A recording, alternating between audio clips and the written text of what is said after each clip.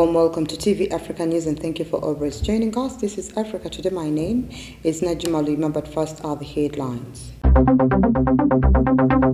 Oil companies petition finance minister over tax feud with URA. MPs Ambwate Kamwa Tinkasimire cycle to parliament to protest high fuel prices.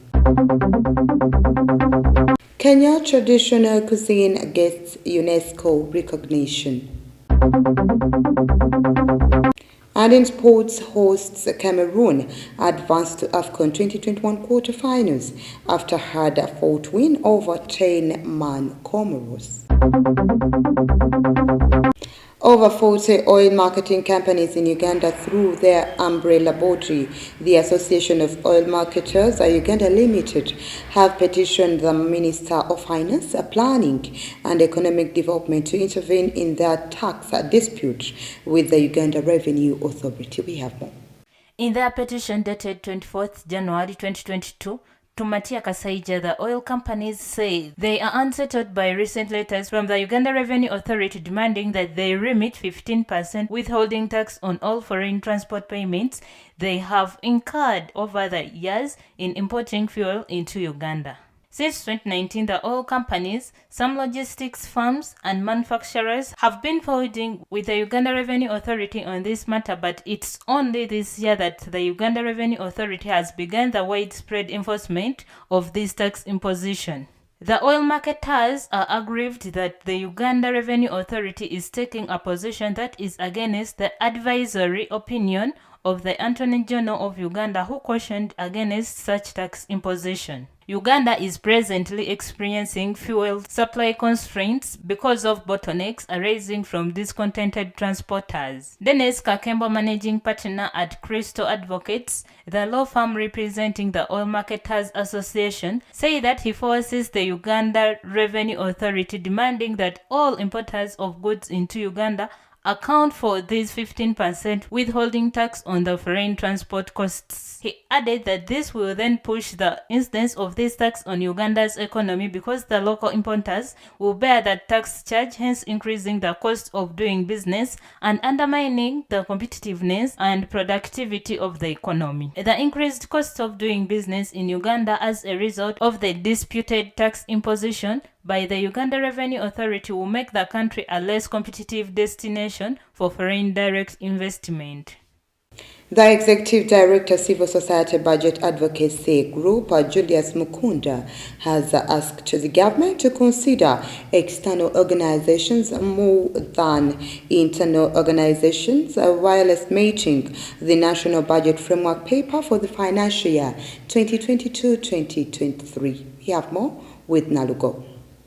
Julius Mukunda, the Executive Director at Civil Society Budget Advocacy Group, CSBAG, was speaking at a pre-budget dialogue for the financial year 2022-2023 held at Golf Course Hotel in Kampala.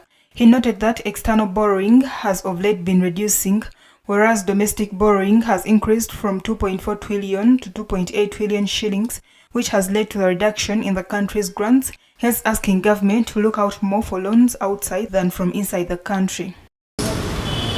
So you really get to understand how it's going to play around. So for a private sector person, then know probably that there will be less and less resources happening. So we try to encourage government to look out for loans outside than inside the country, so that at least we don't crowd out the private sector. In 2021, government, in partnership with all the commercial banks, licensed credit institutions and microfinance deposit-taking institutions supervised by Bank of Uganda, launched a Small Business Recovery Fund on the 23rd of November 2021 aimed at supporting businesses that were adversely affected by the COVID-19 pandemic, which can show potential for recovery if provided with loans and liquidity assistance. However, the CSBAGs are concerned that this recovery fund of 200 billion shillings is not enough for all businesses that are in need, hence asking government to have a proper roadmap for the implementation of the parish development model. Also saying that the proposed parish model is a very good idea. We need to be prepared as a country to implement it, because if you don't invest in preparedness, then you are planning to fail from the beginning. So we want government to have prepared a very proper roadmap on how we're going to implement this good policy. It's very, very important.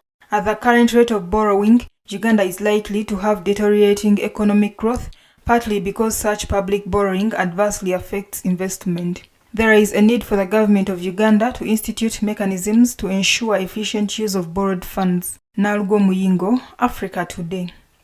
A section of legislators led by Igara West MP Gafa Mbwate Kamwa and Buyaga West Barnabas Tinkasimile on Monday cycled to Parliament to protest the rising fuel prices in the country. Kachanchu has more. The legislators, who were blocked by security from accessing parliamentary premises, said their decision to cycle to Parliament is a signal to government that the country has suffered enough in terms of hiked fuel prices. A litre of petrol costs 5,000 shillings, up from 4,300 2 weeks ago. The members of parliament said even the fuel allowance government gives to a member of parliament is calculated at 2,800 per litre, which is not enough. The chairperson of Parliamentary Committee on Trade, Industry and Tourism, Mwine Mpaka, said their investigations into the cause of rising prices of fuel are complete. He said a report will be tabled to Parliament on January 27th. Let's take a quick break. We will be right back.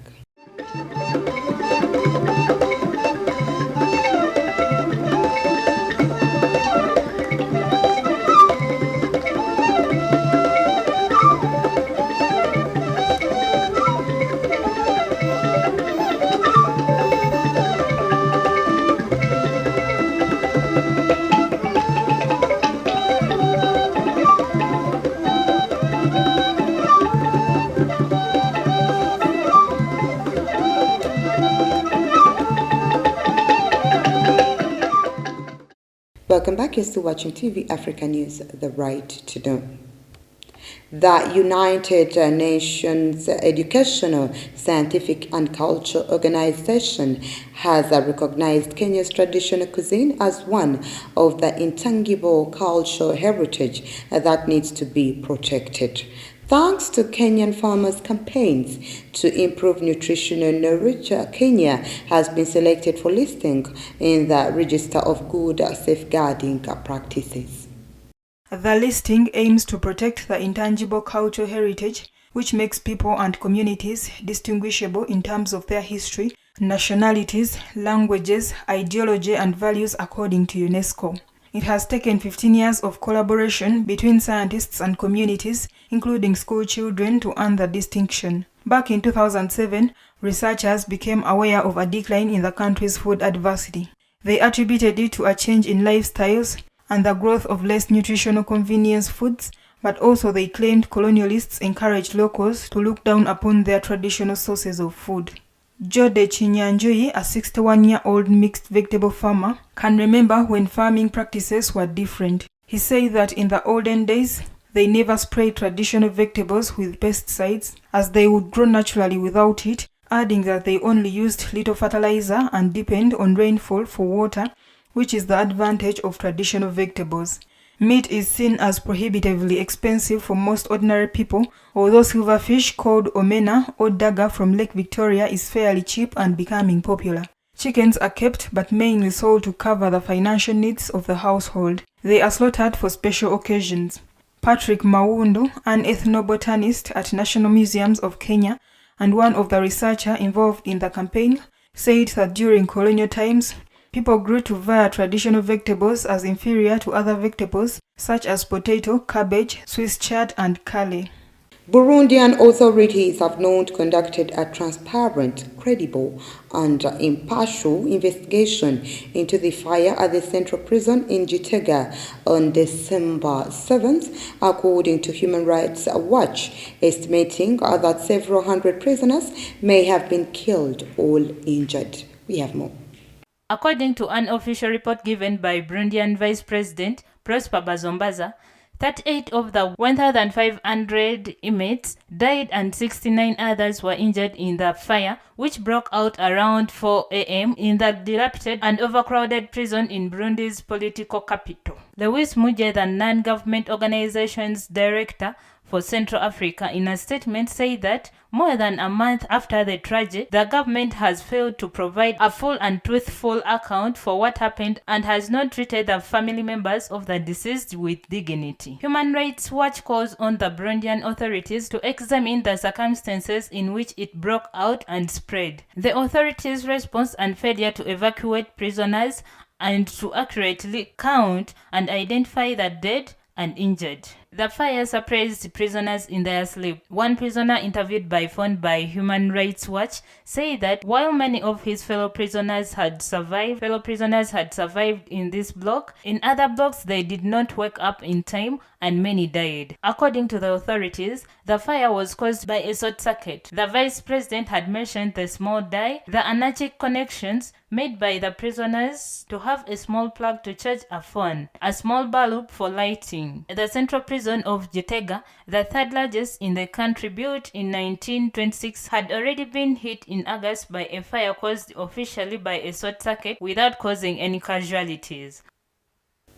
Away from that, after 30 procedures over 6 years to mend the wound on its face, a 10-year-old rhino whose horn was ruthlessly chopped off returns to the wild.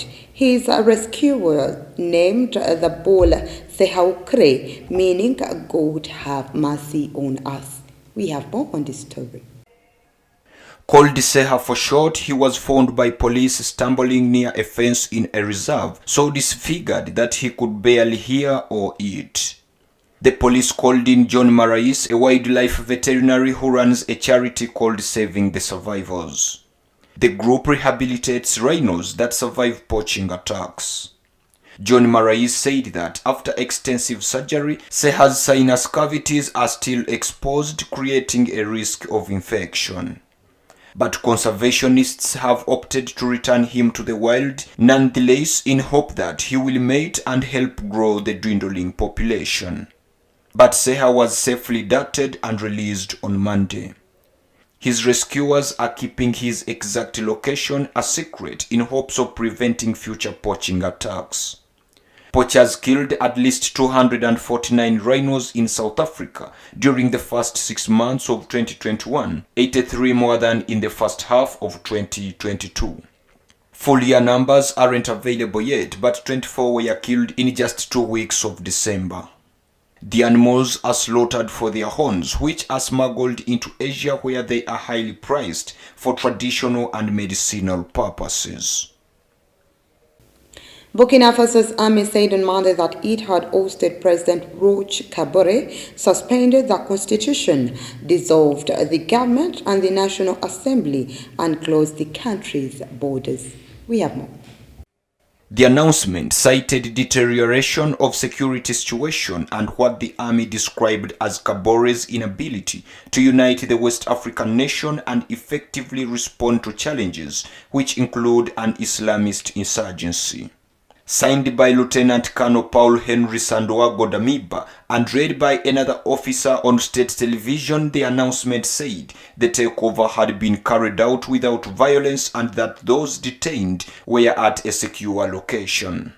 The statement was made in the name of previous unheard of entity, the Patriotic Movement for Safeguard and Restoration, or MPSR, its French language acronym. Army pushes have toppled governments over the past 18 months in Mali and Guinea. The military also took over in Chad last year after President Idriss Deby died fighting rebels on the battlefield in the country's north. Landlocked Burkina Faso, one of West Africa's poorest countries despite a gold procedure, has experienced numerous coups since independence from France in 1960s. The MPSR said it would propose a calendar for return to constitutional order within a reasonable time frame after consultations with various sections of the nation. The United States Department on Monday said it was aware of reports that Kabore had been detained by the military and called for his release. The United Nations spokesman said after the army statement that the United Nations Secretary General Antonio Guterres strongly condemned any attempted takeover of government by the force of arms in Burkina Faso and calls on the coup leaders to lay down their weapons. The broadcast came after 2 days of confusion and fear in Ouagadougou, the capital, where shooting erupted at army camps on Sunday, with soldiers demanding more resources for their fight against Islamist militants. Let's once again take a quick break. We will be right back.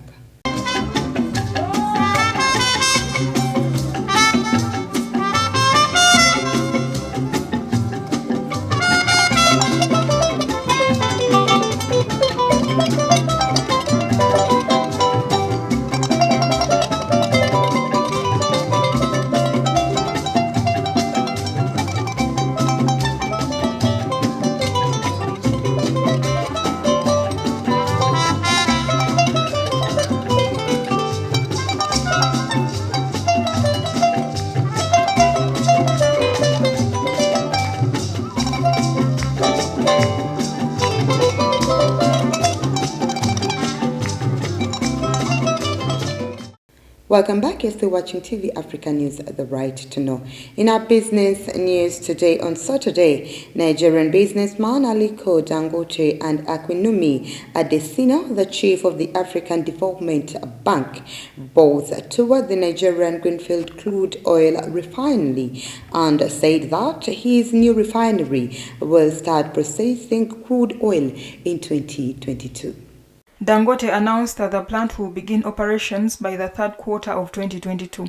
The plant, which is located in Lagos, is hoped to be a game changer that will spur Africa's development and deepen regional integration. The production will have at first a processing capacity of 540,000 barrels a day and is expected to reach full capacity by the end of the year or early 2023. By 2023, this output should enable Nigeria to break free from the import of petroleum oil products, a good news for the leading oil producer on the continent, which has faced several oil shortages. African Development Bank President Akinwumi Adesina has described the Dangote Oil Refinery and petrochemical plant projects as a game-changing initiative, urging every African country to help the continent's industrialization.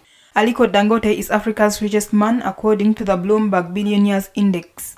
In 2014, the African Development Bank's board approved a $300 million loan to Dangote Industries Limited to support the construction and operation of the plant.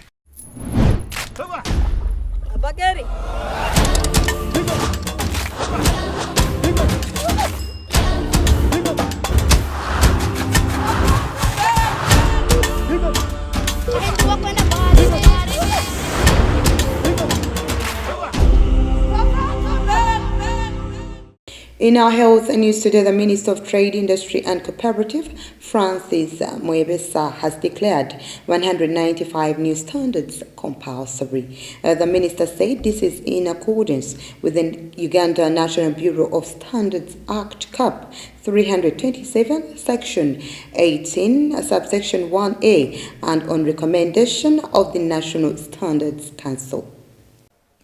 Out of the new 195 standards declared compulsory, 78 in the chemicals and consumer products sector, 41 are in the engineering sector, 42 are in the food and agriculture sector, and 34 are in the management and services sector. Compulsory standards refer to standards for products that directly affect the human and animal health and safety, provide quality requirements for products and services, affect the environment, and compliance is a must. These include standards for food products, cosmetics, textiles, children's toys, furniture, farm tools, engine, oils, and others. Some of the new standards declared compulsory include for mattress standards, essential oil standards, apiculture and apiculture standard products, mascara standards, and others. 20 national standards have also been amended to meet the current trade demands. These include disposable sanitary towel standards, knitted polyester fabrics, and others. A standard is a document that contains rules, guidelines, or characteristics of a given product. Standards are important because they guide the user on the required and appropriate designs of products, services, and systems.